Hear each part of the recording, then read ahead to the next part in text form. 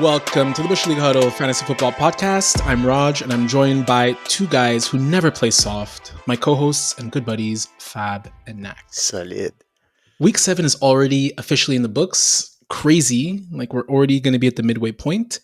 It was just capped off with another doubleheader between the Chargers and Cardinals and the Ravens and Bucs, which we'll recap shortly. Afterwards, ladies and gentlemen, it's time to move on to Week 8 with our very popular Love-Hate segment, where we'll outline the matchups we love and the matchups we think you should avoid.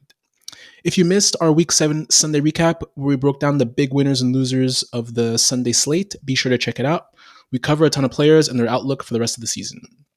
And as usual, before we get into it, please just a quick reminder, don't forget to rate, follow, and subscribe. You can find us on Apple, Spotify, YouTube, Instagram, TikTok, and Twitter. Stay locked into those channels. As usual, we'll have a ton of content and advice to take you through to Week 8. No time to waste. Let's get right into it. Nacc, what was your key takeaway from the Monday Nighters? Excuse me. Yeah, and it's weird, eh? When there's two Monday nights, has there ever been a Monday night so far this year where both games were good and like one is always a stinker? Yeah. Yeah, you're right. That's where I'll go with my biggest takeaway. The Cardinals and Chargers are really not good teams, real life and fantasy life. We have Justin Herbert, who's yet to hit 15 points a game this season, which is very, very disappointing from a fantasy aspect. I mean, it was kind of like we kind of knew there were going to be a running team and less passing, but I thought there would be still more touchdowns involved, and I thought he would still hit consistent, 18 to 20 point figures, and to not hit 15 is pretty disappointing. You have Dobbins, Rogers league winner, who's now under 10 fantasy points in 3 of the last 4 games. So that was, I think, probably the guy so far that's people spent the most fab on and probably regretting at this point. And then you have Josh Palmer, Quentin Johnson, McConkey, very, very underwhelming. I think McConkey has under 10 fantasy points in 4 of the last 5, excuse me. Palmer has 13 catches for 171 yards all season. And then Quentin Johnson, since week 2, 20 total fantasy points. So it's just been a pretty dumpster fire fantasy-wise for the Chargers. And not for nothing, and it hasn't been smooth sailings for the Cardinals either. Kyler Murray, very inconsistent and using his legs mostly to kind of salvage and save his fantasy days. If it wasn't for that long run he had yesterday, he would have had a really, really poor showing once again. Marvin Harrison Jr., 57 yards in his last 3 games. That's 10 fantasy points total. Yes, he was hurt the game before, but his last 3 games, 57 total yards. This pisses me off so much. You did like a Count Dracula face. Yeah, and I think, Raj, you alluded to it, like, is Brian Thomas the better player between the two? I think you mentioned it a few pods ago, and like Brian Thomas has been way more impressive. Yeah, I have some thoughts. I'll let you finish, Nacc. I'll have some thoughts on a few things, but yeah. Okay. Yeah. Also, no secondary options in the passing game. Like, it's been really nothing. I thought there was going to be more like Wilson and Dortch and like McBride has been okay, but I mean, there's in wide receiver wise, like I don't know why they're not being targeted. It's just there's really nothing going on. The only real bright spot is James Conner, who's been pretty consistent through week 7 and still not injured at this point in time, which is also good news for them. But those are my big takeaways. Both really real life and fantasy life, just not great teams. Fab, go ahead. Did you want to add something to Marvin Harrison Jr.? I'm so frustrated with the Perfect usage of Marvin Harrison Jr. Like it's almost every other week you see a video on Twitter where he does a double cut and he runs up the seam and he's completely open and he doesn't get no targets towards him. He's supposed to be a specimen of a wide receiver, which he is, and Kyler Murray is just not throwing to him, and I do not understand why. It boggles my mind. It's frustrating. I don't get it, man. Free Marvin Harrison Jr. Like, I don't know. I have no words. I really have no words. I agree with everything Nacc said from a fantasy perspective. I think Herbert played really well. I watched more so of that game than the Bucs game. I thought he played quite well. I think the issue is there's just not enough juice at the wide receiver position, and he threw like I think it was 39 times. Was it Yeah, 39 times? exactly 39 So, times. 349 yards passing. But like it was literally death by 1,000 cuts. The type of offense they ran, and they just don't have enough. Like Will Disley is their like tight end. Like, are you kidding me? They kicked And 5 field goals, man. yeah, they kick 5 field goals, and it's all like 3-yard routes. Like, test the team downfield. This is not like the Cardinals are not that good of a defense. Test them downfield. And I think the Marvin Harrison thing, yeah, I agree. Like Murray's not finding him, but he doesn't look explosive. And while I was listening to another podcast on the way home from work, it got me to thinking. You guys remember why he didn't want to run the 40 at the combine, and he doesn't look crazy explosive compared to Nabers and Brian Thomas. And that's what a lot of fantasy analysts were saying, is that Harrison maybe has that nicer floor, but he's not going to be that extremely explosive player. And also he dropped some balls too yesterday. So I don't know, haven't been very impressed with him. Neither have I been with Murray. And that's personally why I was like, I gotta wait and see before I draft this guy like in the first round. Well, that was a Chris Sims Yes, post that he had where he tiered the rookie wide receivers, and he had Nabers and Thomas Jr. in the first tier, and Marvin Harrison in the second tier, and Adunze in the third, and he was getting roasted online for it. He was getting roasted, and now you look back 7 weeks later, and clearly, that's the common name misconception. Like the big name, you hear the big name, and it's like, oh, well, why do you have him in the second tier? Well, I don't know. Look at his stats. He doesn't belong there, right? Well, maybe one day he will, but not right now he doesn't. Like, why? People get roasted. People get ticked off and triggered so easily with these things, and it's just like, look at the stats, man. Like, just look at them. Yep. Fab, I think it was a rough Monday night for you with the Chris Godwin news. Yeah, give us your eulogy on Chris Godwin, and I gotta get set for this one. I gotta get set for this one. Nacc, I swear to God, man, I saw the injury and I'm like, this bleep, man, mother bleep. This hurt. This hurt you because like you were really high on him. Like you were talking him up. So myself, but he has the stack too. That hurts both. Okay, hold on a second. Just calm down for a second, damn it. So myself, just like other fantasy managers, I get invested in my players, and you don't say. And he seriously, and Chris Godwin, like I was obviously invested in him from a personal standpoint because the guy had that big injury that he came back from. He's really playing in an offense that tailors perfectly to his skill set, and you saw him really performing in that offense. And then Baker Mayfield's doing well. So, like, I'm not going to lie to you guys. Like, I didn't target Baker Mayfield and Chris Godwin when I drafted them. Like, I drafted them much later within my draft, and they're going off, and it was great for me from a fantasy perspective.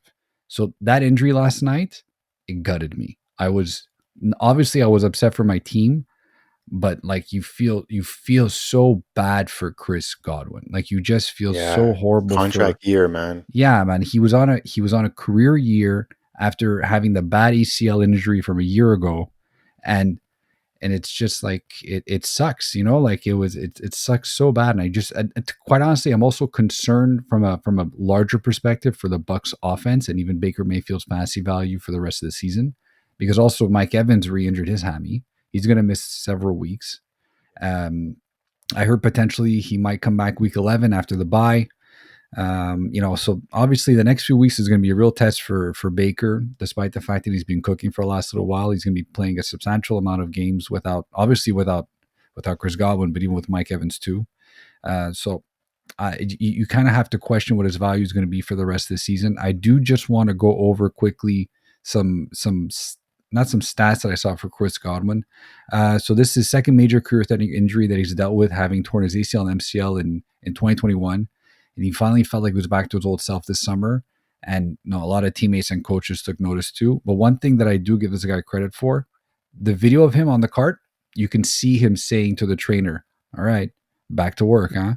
Like I'm rooting for the guy straight up. Yeah. There's rumors that he may not play again. On well, how that's another thing too, because this might be his last game as a Tampa Bay Buccaneer, because I believe this was the last year in his contract, if I'm not mistaken. Yeah. Oh no, that was definitely his last game as a Buck. So because he's going to miss potentially the first. Well, few assuming weeks that he doesn't get too. signed after this as a Buccaneer, obviously with a much deeper discount. But so Fab, that was a great eulogy on Chris. God knows, awesome. Moving forward for your team, so you mentioned you have the stack, you have Baker and Godwin. Yep. What's the next step? Like, who do you target? We're recording this now Tuesday night, so by the time we release it, Fab and waiver wire would have already been out. But what's your strategy on kind of supplanting that production? Well, I think Rachaad White's going to get more receiving yard work, and you already saw that last night too. He did go 6 for 71 and 2 touchdowns. Jalen McMillan, 3rd round pick out of Washington. So Washington Huskies, played with Penix Odunze and Jalen Polk, excuse me. His stats were pretty good in college. He did get 8 targets last night.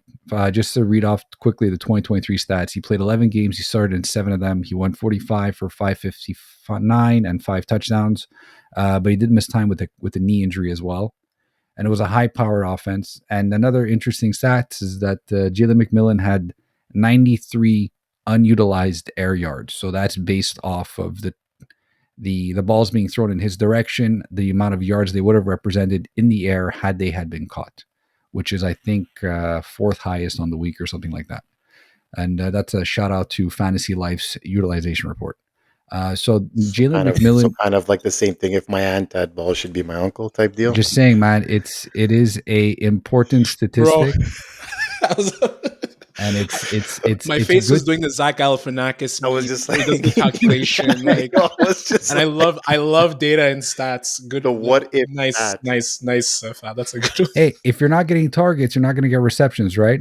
What did Wayne Gretzky say? You miss 100% of the shots you don't take. Just saying, it's important to know. Michael Jordan said that. But Jalen McMillan is a guy that I'll probably target off of waivers. Trey Palmer is interesting. Cade Otton, actually, for a tight end stream, I think he's going to get a bump in targets too. He got 10 last night. I think from a tight end perspective, he's going to be someone of note. But I would be looking at Jalen McMillan. I would be spending a little bit of fab on him, probably somewhere between about like 10%, maybe as high as 15%, depending on how needy I am a wide receiver. Well, about your boy Shepard. They don't have no your boy Shepard. Though the Shepard's more of, I don't know, man. Like, that's the thing. I think his best days are behind him. Quite frankly, I know he has a really good rapport with Baker, coming from Ohio State. But apart from Oklahoma, right? Yep.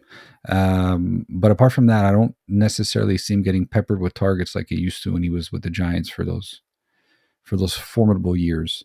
But he's actually a pretty good snap share. 65% week 4, 68% week 5, 75% week 6. He didn't play a down.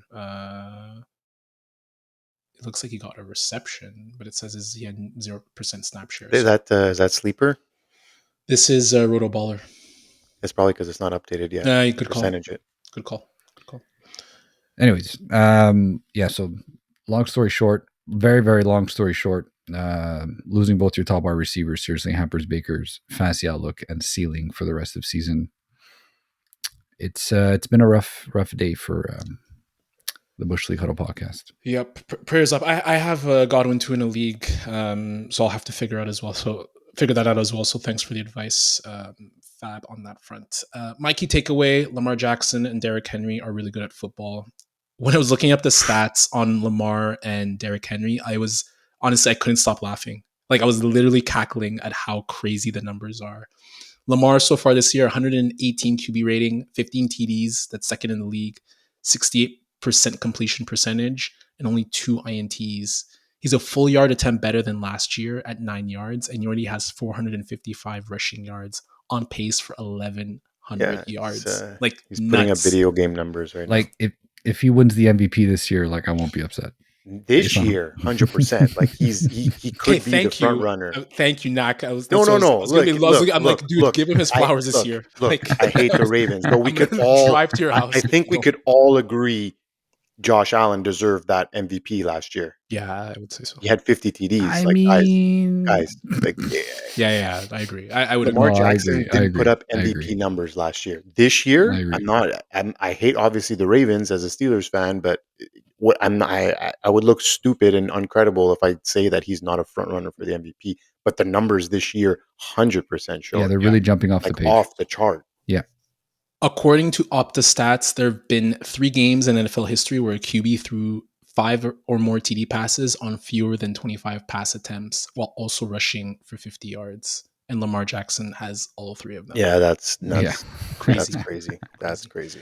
And then when you move along to Derrick Henry, you realize the stats are even more ridiculous. 873 rushing yards, 8 TDs, 124 rushing yards per game. That's 2 fewer than his 2,000 rushing yard season that he had, I believe, in 2021. Yeah, I'll take the L on that one. I think you will too. I will 100% too. Yeah, I was like, oh, he's not going to play on third downs. So he's on pace for 2,100 yards, 19 TDs. Yesterday again, 15 carries, 169 yards. That And he always 81-yard breaks a touchdown. huge one. You know who's not gonna take the L on that one? 2 fingers pointing at this guy.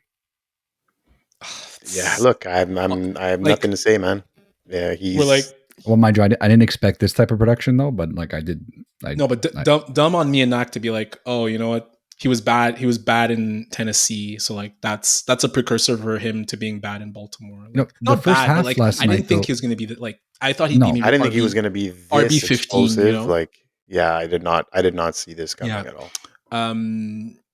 So yeah, I think overall, like yesterday's episode, I said Goff was the MVP. I'm throwing that in the garbage right now. Lamar Jackson is like, don't throw it in the garbage. Like, he's still up there, but Lamar definitely is number one. If Lamar keeps this pace, he's on pace for 4,300 passing yards, 35 TDs, I think like 5 INTs, and I mentioned the 1,100 rushing yards. Like, and then Derrick Henry's offensive player of the year, like bar none. And I really hope this leads to Derrick Henry be going into Hall of Fame. Like, this season is like the stamp on his career to be a Hall of Famer. So those are my 2 takeaways. Those guys are very good. But I wonder if Lamar is going to keep being the San Jose Sharks of the league and then crumble in the playoffs. That was actually my next question. Does let's say Derrick Henry has a spectacular year, maybe not what he's on pace for right now, but like he finishes like, let's say 1,800 yards and 15 touchdowns, which is really not that crazy. But they don't win the Super Bowl. Is he still Hall of Fame? Or is he in the Hall of Very The Hall Good? of Fame is not. Hall of Fame has nothing to do with not rings, bro. I'm the type of person that it's stats, and this guy, like, all pros, led the league in rushing in categories. He's going to be up there before the end of his career. Like, he could win 0 Super Bowls and still be in the Hall of Fame. Like, hello, Dan Marino type deal. You know, like, yep. I don't think LT LaDainian Tomlinson. That's why when people say Edelman should be in the Hall of Fame, I look at them and I'm like, for what? Like, because he won Super Bowls with Tom Brady, like, because he caught balls and he was clutching playoffs. Like, he was never leading in any stat category. Was never an All Pro. Like, I don't know. Henry right now is definitely on pace for a gold jacket. Yep, I like it. Agreed. Those are takeaways for the Monday night football matchups. I believe the next doubleheader, there's 2 left, sometime week 15. So we'll move on to love-hate. So thankfully, no buys in week 8. Wow, that's fantasy playoffs. Doubleheaders. That's Acid Monday. Wow. Doubleheaders. We're going to have Black Friday games. We're going to have Christmas Saturday Day. games. Saturday games is the best. Christmas Day games. Yeah, I love Saturday games. Steelers, love Saturday Chiefs, games. Steelers, Chiefs, Christmas Day in Pittsburgh. Yeah, always has to go back to the Steelers. Our week 7, right? Yeah, week 7 love-hate record. We were 7-5, not bad. We were 4-6-1 in week 6, 7-5 in week 7. So Fab, you went 3-1. You won with Baker Mayfield as a love, and you also won with Bo Nix and David Montgomery as hates. Cost me everything getting Baker Mayfield winning as a love. Yeah, it did. You missed out on Pop Douglas as a love. He only had 3.4 points. He was sick. Okay. It doesn't matter. I'll take the L. It's fine. Yeah, it doesn't. You wrote that. I'm like, and like it would have been a push if maybe he didn't if dress. He didn't play. Yeah, I get it. No, it's all like good. You gave me a push last week. Nacc, you were 2-2, so you won on Brock Bowers. No shit. Whoops. Not supposed to swear. You lost on Sam Laporta. That was a Oh man, that was white a flag on surprising. that bad boy. Oh, yeah. Yeah. Laporta's dead.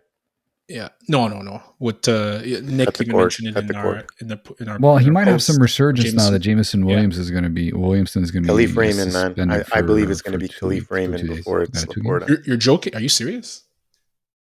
I Why mean, we would I mentioned not it be yesterday. We serious? did mention it yesterday, Khalif Raymond, but Why would I not be again, serious? He's just not targeting the tight I end. think Like that not, offense. Jameson doesn't have, even when sorry, I don't want me to cut you off, but when Jameson didn't have good games, like he hasn't been. There's games where he has 2 targets or 2 catches, whatever. Where's Laporta been then? Yeah. Yeah, Laporta no, hasn't true. had 4. He hasn't had 4 targets all season long, right? It's a pure scheme offense. I think they scheme guys like there's no tomorrow. Yeah, so I think he's gonna. Yeah. so I don't think even Jameson gone that it's a foregone conclusion that Laporta eats. Yeah. So you won on Brock Bowers and you won on Pat Fryermuth as a hate with his 7 points. And I'm going to give you a loss on your hate for Tucker Kraft because he was the tight end 11. Sure. But I saw you, I think it was a valiant effort on that front. I was Give me also 2-2. Half point. You can move on. I was also 2-2. I won on Drake Maye and James Cook as my Drake Maye as my love, James Cook as my hate, and I lost on Cortland Sutton as my love. 0 targets. Dude, fun fact. You guys ever see? You guys ever see that cardio on Sunday? He's just running around doing nothing. You guys remember Sam Mitchell, the coach for the Raptors? Yeah. Yes. He had a really great quote where there was a guy, his name was Jerome Moizo, and he was just saying how, we have guys on our team, they do absolutely nothing. Look at their box score. 0, 0, 0, 0, 0. And it reminded me of Cortland Sutton. 0 targets, 0 catches. Yeah, As Fab said, fun fact, that's the first game in his career where he doesn't have 1 target. At least 1 target. Yeah. First game ever. Yeah. And then I lost on Kyler Murray hate due to his 4th quarter run. I think I would have won on that front. So, but still 2-2. So we'll look to do better next week, week 8. Nacc, who do you like as your first love? First love. Oh, this takes me back. First love of the week. I'm gonna go with Jaylen Waddle and Tyreek Hill. So they've been both in fantasy purgatory for the last few weeks without Tua. Inexcusable by Mike Daniels and that staff to not find a way to scheme ways to get him the ball. Excuse me, but I digress. With Tua set to return on Sunday versus the Cardinals, I'm looking for both Tyreek and Waddle to have huge games. With Arizona giving up the 7th most points to opposing wide receivers. And I think they're going to have their hands full as both are going to be motivated to try to put the past few weeks behind them. I'm pretty sure, like you could see how Waddle and Tyreek have been frustrated not getting the ball. And I think last week was just like the last straw. They got, I think, 4 touches total in that game. So I think resurgence of Tua, Saw Guardian Cap is going to be very, very much needed for the Dolphins mojo, and I think they both have amazing games on Sunday. Dude, that press conference made me so awkward. Made me feel so awkward, and it's all right, man. You do you, bud. I was listening to McAfee, and the argument was like he wears a Guardian cap and it puts a target on his head, literally and figuratively. It's like I that's the only thing I could think of. No, he's gonna have a target on his head either way, really. Yeah, literally. Yeah, I disagree with it, but I can it's a pretty sort weak of argument. Understand. But yeah, I think you know what. Because they're too cowboy. They're too it makes you look like a Fifi to you look soft or whatever. You look soft. Like, bro, Jonathan European Taylor wore one, hockey man. players wearing visors. Like, oh, you're soft. Yeah, man. Yeah. Who's your second love of the week, Nacc? Yeah, second love this week is going to be Kirk Cousins at Tampa Bay Buccaneers. So the last time Cousins played the Bucs, he scored just under 40 fantasy points. that beautiful Thursday night game. So he's been up and down this season, and he scored actually under 15 fantasy points, in 4 of the last 5 weeks. So pretty underwhelming. And the only week he scored more in those 5 weeks did come against the Bucs on Thursday night. And the Bucs are giving up the second most points to QBs this season, and just gave up 5 passing touchdowns to Lamar Jackson and the Ravens. So look for Captain Cook to have a big day on Sunday. Yeah, no Captain disagreement Kirk, here. should I say? I said Even Captain Cook, even but fire it's up the Captain rest Kirk. of the entire Atlanta offense too. For sure. Darnell Mooney, remember Darnell Mooney had that big Darnell game. Mooney and even Drake London and your boy Roger Calpitz. He might make it 4 games in a row with 10 plus fantasy points. It stops at Drake London. Fab, give us your loves of the week. So following Nacc's thematic process last week, I also went in a similar direction. I just did all running backs this week. So my first one is Aaron Jones at the Rams on Thursday Night Football. The Rams are giving up the 10th most fantasy points to running backs, and with the Vikings coming off a tough loss versus the Lions this weekend, I expect Minnesota to dominate this one from start to finish. Aaron Jones has been good. Last week versus the second-ranked defensive Detroit Run D, who are giving the least amount of fantasy points allowed. Well, second least amount of fantasy points allowed. He popped off for 93 rushing yards, 1 touchdown, 3 catches, 23 yards for 19 fantasy points.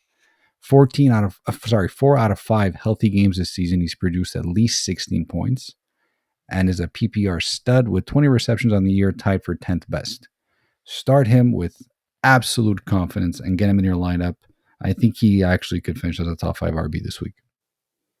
Yep, I made the mistake of not starting him last week in one league, and I really regret it. So he's looked fire him up.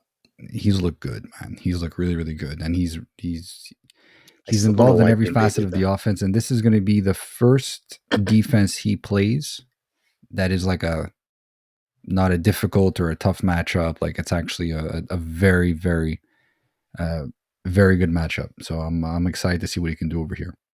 It's crazy what the difference without Donald does, in that run stopping game. Yeah, It's a great point. Yeah, it's a very good point, Nick. Who's your second running back, Fab? It's your boy, Roger. It's J.K. Dobbins versus New Orleans Saints. League winner. What else is there to say about this potential league winner for 2024? Since taking command over the backfield with Gus Edwards' injury, he's been averaging 12.3 fantasy points per game, which is about RB28 since week 4. It doesn't really scream off the page, but this week he does get a very nice matchup versus New Orleans that have been giving up the 8th most points to running backs and do not seem like a defense that we all expected to fear in the last few weeks. Since week 5, New Orleans have surrendered an average 147 rushing yards and 5 touchdowns. They've also surrendered 10 rushing touchdowns on the year, 3rd highest in the league. The PPR floor against New Orleans defense from a running back perspective is also pretty high, with on average about 3 receptions and 35 yards. So I think JK gets lead back carries as usual. He's averaged about 69% of the carries since the bye. And I think he also finds the end zone, even puts up some low in RB1 numbers, high in RB2. Another guy I think that you can get in your lineup and you can start with confidence. Yeah, I think this is a prime matchup where they should be in 100%. front. They should be in front. And when they're in front, I think that's where they'll hand the ball off more to their running backs. They're not a team that plays well catching up from behind. It's very clear. No, I think game script is going to be in their favor. Yeah. Very good. Thank you, Fab. On my end, first matchup I love is Rico Dowdle at the 49ers on Sunday Night Football. The Cowboys are prioritizing offensive balance coming out of the bye, and Mike McCarthy is calling for more touches for Rico Dowdle. He literally said it, which I think is a smart move because they're not playing a balanced offense right now. He has 4.2 yards per carry, which is solid, and he had that really good game against the Steelers, which I think they can use as a template. Last season, the matchup against the 49ers marked a turning point for Dallas. Before their bye, they averaged 320 total yards per game, but after adjustments, they surged to 400 yards per game, with Dak Prescott finishing as MVP running up. This time, post-bye, they'll face a 49ers defense that's not as fearsome as before. We saw Kareem Hunt and Kyren Williams both post big fantasy numbers against them, 22 and 31 points respectively. And PFF has ranked the Niners' run defense 7th worst, a pretty steep drop from their top 10 status last year in 2023. If Dallas remains committed to the run and balanced, I think they could exploit this matchup and make Dowdle a sneaky flex play. It's going to be a interesting matchup with the amount of injuries that San Fran now is piling up. So I definitely actually like that play a lot because of that. I think, like you said, if Dallas is able to control the game, then I do see him putting up some solid numbers. Dak is throwing. Go ahead, Fab. No, I was gonna say he has 3 straight games with 10 plus fantasy points. The only concern that I have is that he's only had more than 10 carries twice. Yeah, out of 5 games. What is their love with Zeke? Can I understand? So that's where I think McCarthy said it straight up, like they need to give the ball to Dowdle more. And I was just about to say that Prescott is throwing the ball way too much. Yeah. Like, just play ball control. You don't have the horses in the passing game to throw the ball 40 times a game. So it's a huge game for both teams. Like, do we know what McCarthy's coach speak rating is? I'm sure it's really bad. It just everything about him is bad. He's just a bad coach overall. Do you think, like off topic here, but do you think he lasts this season? McCarthy? Yeah, I don't. Yeah, think Jerry Jones doesn't fire coaches. He doesn't fire. Yeah, he doesn't. Yeah, he's cheap. It would surprise me. Like, it would. Again, I know I'm bringing up the Steelers, but last year when they fired their offensive coordinator, like that was like the shock move because they never ever fire coaches in season. But so again, you can never say never because it happened in a franchise. That season that Jason Garrett took over, he was the offensive coordinator. He took over head coaching duties. I forget who the head coach was. Bill Parcells, no? It was Bill. Was that Bill Parcells? Really? No, it must have been Parcells. No, that's long before. No. Who was a coach before McCarthy and before Garrett? But before Garrett would have been. Anyways, I don't want to derail the podcast there, but that's a good. But I think that coach was the one that was fired mid-season. It wasn't Parcells before Garrett. Was it? No, really Parcells. Can't be Parcells. Wade Phillips. I was in college. There we go. Who's Wade Phillips. Wade Phillips. That makes more sense. Yeah, I think he was fired mid-season, and then Garrett Wilson took over. Jason Garrett took over. Jason Garrett. Second matchup I love this week. I'm going off the cuff. I'm going off the cuff here with Cedric Tillman versus the Ravens. So I did a little scouting report. I rewatched Cedric Tillman's catches from last week against the Bengals and even his 4 for 55 game versus Denver last year. And he's clearly a big physical X receiver with strong hands, very similar to Amari Cooper. His 12 targets, 8 catches, and 81 yards led the Browns last week, and he developed some really nice chemistry with DTR and Jameis Winston. There was even buzz around him since OTAs, with rumors that he surpassed Elijah Moore on the depth chart. Panthers legend Steve Smith raved about him, and Randy Moss called him the best young receiver he's seen out of the draft in 15 years. Wow. The Ravens are allowing 29 fantasy points per game to wide receivers, and I think Tillman is primed for a breakout. His scouting profile is very similar to Cooper, as I said. So it feels like they knew what they were doing trading Cooper, and then they target and peppered him right away because he fits that kind of like X receiver outside role. So I think could be interesting play for flex. They're going to definitely see better QB play now with Watson sidelined. Yeah, and I think Bailey Zappi is going to be the backup on Sunday for the Browns. They just signed him to the active roster because DTR is hurt too. The finger, yeah. Wow. Yeah, if Steve Smith Sr. likes him as a wide receiver, I like him. He's the one who called Cooper Kupp being the best wide receiver in the 2017 class. Yeah. And he called it at the combine. Yeah. And I was like over Corey Davis, Juju Smith-Schuster. Corey Davis. Like there was a lot of guys like who went to 6 or 7 guys who went before him. He called Jerry Jeudy being just a jag. Yep. And he is still right on that front. Yep. Nacc, who's your first hate for week 8? So probably by unpopular opinion because he's been good, but Drake Maye versus the Jets is my first hate of the week. He's been pretty much the only bright spot in an otherwise dreadful season for the Patriots so far. And he was on our love list for week 7. He's put up back-to-back 20-point games, which is great. However, he played the Texans and Jaguars defenses that give up the 7th and 2nd most points to QBs, respectively. He gets a desperate Jets team in week 8 who were embarrassed in week 7 by the Steelers. I know, another chance for a Steelers plug. Despite the 37 points surrendered, the Jets still give up the 4th fewest points to QBs. So I think the young rookie comes back down to earth and has a rough outing on Sunday. Tough to trust week to week. Yeah, I don't know. I don't like the matchup at all. Yeah. Second hate of the week is going to be your boy Malik Nabers at Steelers on Monday Night Football. Another Steelers plug. Another Steelers plug. Sorry, guys, I've got a hard on this week with the Steelers after that game. So Nabers was in the running for Offensive Rookie of the Year early on, but the concussion put a halt to that for the moment. And his first came back from a 2-game absence. He saw 8 targets, but only hauled in 4 for 41 yards.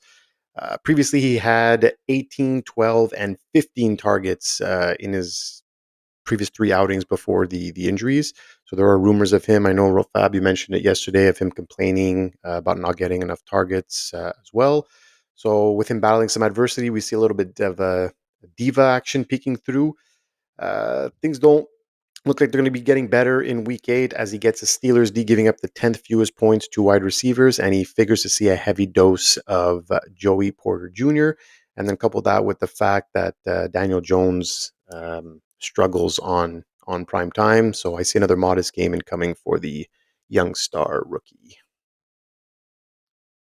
Yeah, I don't really disagree with this. I've had some people on TikTok asking me about trading for Malik Nabers and like giving up Garrett Wilson for him. And I'm like, I wouldn't do that at the moment. That I don't know how this offense is going to be looking now without. We mentioned it yesterday, right? Like with Andrew Thomas no longer there and protecting the quarterback, whoever that may be, whether it's Daniel Jones or Drew Lock. So you have to figure that targets for Malik Nabers are going to be hard to come by. I mean, diva. I wouldn't call him diva. I mean, he's just mentioning that he was open and not getting the ball. That's all. Brian Dable, the coach, did say, yeah, you were open. You need to get the ball. So, but I don't disagree with this call, unfortunately. Sounds like honestly, this game, next Monday night, I don't even know if I'm going to tune in. I think I might. You're going to tune in. Would you stop? And just great opportunity to catch up on video games for me. Actually, I might not tune in either. Well, my girlfriend wants to keep on. Speaking of video games, just honorable mention: Call of Duty does come out on Friday, 2 days before the Cardinals have to play the Dolphins. So Kyler Murray might be diving into his kill streaks before he gets into the game planning. So there should be a blacklist of players that we can't put on the hate list for the rest of the season. One of them has to be Kyler Murray, and the other one has to be Anthony Richardson, because like it's just. Like no, like until they show me something different, like I won't be accepting those as potential hates going forward. You guys basically let me do a hate segment on Anthony Richardson yesterday, which I'm gonna repurpose anyway. So, which I think Nacc already did repurpose. Thank you. No problem. Thank you, Nacc. Fab, your hates. So I'm going to go back to that New Orleans Saints and Chargers game. And for my hate, I'm actually going to take Alvin Kamara.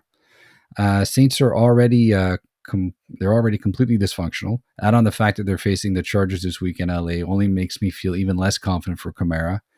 Chargers are giving up the 3rd fewest fantasy points to running backs.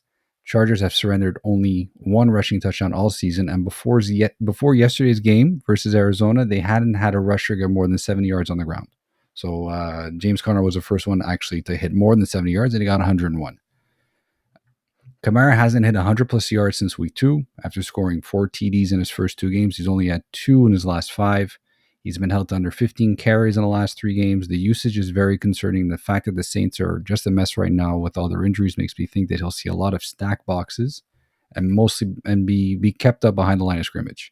He's a flex play for me, maybe low on RB2 if he gets lucky with the receiving work.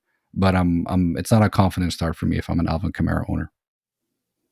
Yeah, Fab, in our other league we're in, I have Kamara, Mixon, and Tony Pollard and Dobbins. And like, I think I would put Dobbins, as you said, over Kamara in that one. That's a good segue into my next hate, unless anyone else has another Hard to comment. bench Kamara though.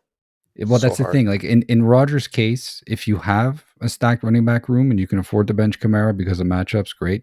But a lot of people probably don't. But yeah, he's just like that one big play away from breaking one. That's the only fear you have when you. Chargers wait till defense. Carr's back. Chargers defense in general is very good. Their defense in general is very, very good. Very underrated. I find not a lot of people are talking about it. They've surrendered, like they've been very solid on passing defense and rushing defense as well. They're stout. Yeah, so I think, and the fact that like they don't have to really worry about the pass when it comes to the Saints, just add to the fact that Kamara is going to have a very rough outing. It could be a good game though for Kendry Miller. You might see a little more between the tackles, but I'm not really sure about Kamara. The next hate that I have is Tony Pollard. Pollard. It's going to be Tony Pollard for me for the rest of the season, guys. Don't even scare about that. They're playing at the Detroit Lions. So this might be an unpopular opinion, but I think Tony Pollard is more inefficient when he's the lead back than when he's operating in a committee. See Dallas last year, for example, right? So with Spears being out, I don't think this will necessarily benefit Pollard. Although there's rumors and expectations that Spears might be back in week 8, but he has still yet to practice. It's still very early on in the week, but keep an eye on that. Then you throw in the fact that he's facing Detroit defense that's giving up the second fewest fantasy points to running backs, and this really turns into a bad feeling about Pollard for week 8. I would actually bench Pollard in this matchup if I could. Tennessee will most likely be playing from behind, which again puts more negative game script on Tony Pollard. So he's 100% not a start for me. Pollard, excuse me. He's not a start for me, and I even think he finishes outside the top 25. He's had a really solid year, I have to say. 21. He's RB 21 right now. It's been a good bounce back year.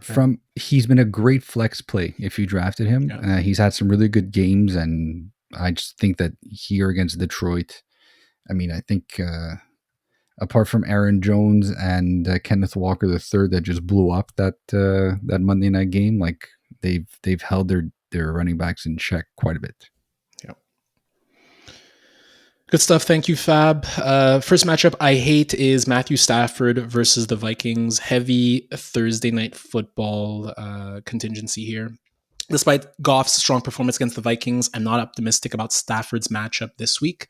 The Rams' offensive line is dealing with injuries to 3 starters, and Stafford has faced the 3rd highest pressure per drop back rate at 27%. Meanwhile, the Vikings defense leads the league in pressures, blitz rate, and interceptions. While Cooper Kupp is expected to return soon, Diana Rossini reported that the Rams are open to trading him for a 2nd-round pick. Stafford is currently the QB 27 on this season. That's hard to believe. And despite his real-life talent, he's been nearly unplayable in 2 QB and Superflex leagues. And I don't think that trend is likely to change this Thursday. Wow. Dude, crazy. 27. It's crazy. It's a different offense when both your top wide receivers are not playing. And this gives me some potential Baker Mayfield feelings going forward. Yeah. I love Mr. Veneers, but it's not. I feel so bad for you, Fab. It's not looking good. No, you don't.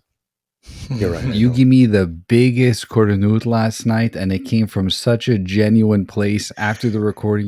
Fab, your team is really stacked, man. Honestly, super it was so obnoxious how gushing. It was so obnoxious how much disgust. I wanted to puke. He was interrupting. He was literally. Like Nacc was like interrupting. Like, dude, your team is so no. But look, shut up. I don't care what you're saying. I'm like, okay, Raj, what about the recording tomorrow? Your team is so good. But also because I was playing him, right? So I was just like, I'm looking at his team, and I'm like, I had no chance, like 197 points he got this week or something. Yeah, and I'm just looking at his team. I'm like, wow, I feel used and abused following that conversation. And quite frankly, I feel dirty right now just talking about it. Can we end the podcast early so I can take a shower? It was a big one. It was a big one. After your supper. I hate to do it again, guys, but second matchup I hate is Tyrone Tracy Jr. against the Steelers. How many times we say Steelers today? It's A lot. It was really hard to find. I like it. Too many. I like it. It was really hard to find some hates, but so yeah, second matchup, Tyrone Tracy Jr. at the Steelers. I do not like this matchup. Only two teams have cracked the Steelers' run defense for over 100 yards this season: the Colts with Jonathan Taylor and the aforementioned Cowboys with Rico Dowdle's performance. Both teams boasted far superior quarterback play compared to the Giants. Meanwhile, Pittsburgh is very stingy against running backs, allowing the fifth fewest fantasy points per game.